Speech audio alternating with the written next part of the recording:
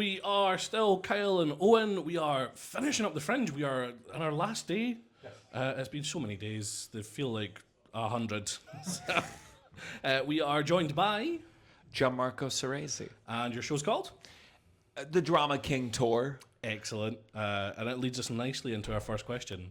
So, what is the inspiration behind the name of your show, other than you as a human? And without burning any bits, what can people expect from the show? Sure. I'm a theater kid. I'm dramatic. I'm over the top. I'm exaggerated. And so I decided to own it.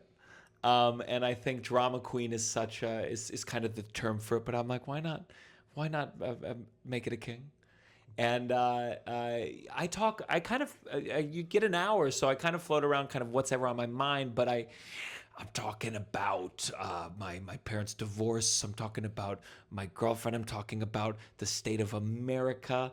I'm talking about some dirty stuff too. And some of my Fringe shows were very early, and I said, "Are we all ready for this?" And they played along. Do a little bit of crowd work and existential despair, but I make it fun. Absolutely loved it. We're just out it. Oh, and AI, artificial intelligence. Yeah. I'm getting deep in that. Oh yeah. Yeah. Definitely won the kingship. Yeah. So why Edinburgh? You can take this anywhere. Obviously, you have been. I mean, it's. I've always thought about the festival. It always was this thing where they said in the past, like, oh, it's got to have.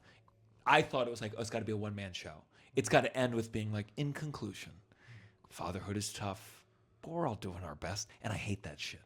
So this was like. But then I saw Daniel Sloss. I did Daniel Sloss's podcast, and he was like, he did it with a lot more curse words. But he said like, oh, that's, you can just do stand-up. And so I felt emboldened. And now that I'm here, though, now I'm like, ooh, I want to have a thesis. I want to have a conclusion. I want to have some slides. So I'm moved by the festival. And I look back on so many different times in my life where this festival would have been a great thing to do. And it's just... Being in America, you just don't have a full picture of kind of how cool it is. And talk about Sloss, and obviously Kai Humphries as well from the podcast. The way they described Edinburgh, the Fringe, was it's the gym for performers. So you come here, you work out, and it works everywhere. Yeah, I think the thing about comedy, this is why I think New York comedy is good, quote unquote. It's just you need a lot of good people in one area to feel the heat. To feel the, wow, look what people can do. It inspires you and it pressures you. So like being here, I'm like, it makes me want to write. It makes me want to figure out next year's whatever it is. And so yeah, that's what these gatherings can really do. It elevates all artists who participate. We've heard that a couple of times. And our favourite thing that we've stolen, it's definitely ours. We didn't, hear it and steal it. This is the Olympics for performance. Like, yeah. It's the biggest arts festival in the world, but you'll struggle to find such a collection of performers, just humans visiting in such a wide audience, concentrated area for so long. Sure, I would more specifically say it's the Olympics for the unathletic. Yeah. And we are the spokespeople. And that's great because we're not on camera. I'm 6'5" and can bench 300 pounds. Yeah. You actually have a weightlifting record, so oh yeah. Oh, which move? I'm bench, deadlift, and squat. Oh my God, a bench record. It's such a scary thing to build up. Good for you. Thank you. What is that? How many kilograms? Kilos. I was just over 180 at the time. Oh my God. Yeah. Good for you. Thank you. It's my left leg. Yeah. So one of my favorite questions, we've had some really interesting answers, is what has been your biggest moment from performance? Now it's not just Fringe, everything. So anything you've ever done, what is your standout? And we have had a couple of people go right back to high school if you are going to crack out Mr. Mistopheles. Oh God. I mean, if we want to go, like for me, it was in first grade, I believe. We did The Princess and the Pea, and I was the prince.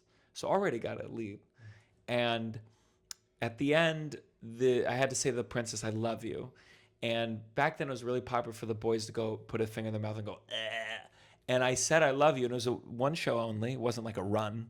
And I said, I love you. I turned to the audience. I went, eh. And it got, in my mind, it got the biggest laugh I've ever received. And it stuck with me. It stuck with me, and I don't think the teacher was happy about it. The director, who was also the gym teacher, they didn't really have an arts program at that age, but it just that thrill of doing something like a little bit naughty, but everyone can't deny it was funny. That's a good feeling. No, I like that. For our last question for you, everyone I interview leaves a note for the next person. So it could be a question, a bit of advice, anything. And we have had some out-of-pocket shit, so go for it. But the last person wanted me to leave the message of, don't get lost in the sauce, but without the sauce, you might get lost. So... Listen, the kind of food that they serve in Edinburgh, you need some sauce to get through. My God. Jesus. Okay. Oh, God, some performance advice. Doesn't have to be performance, just anything.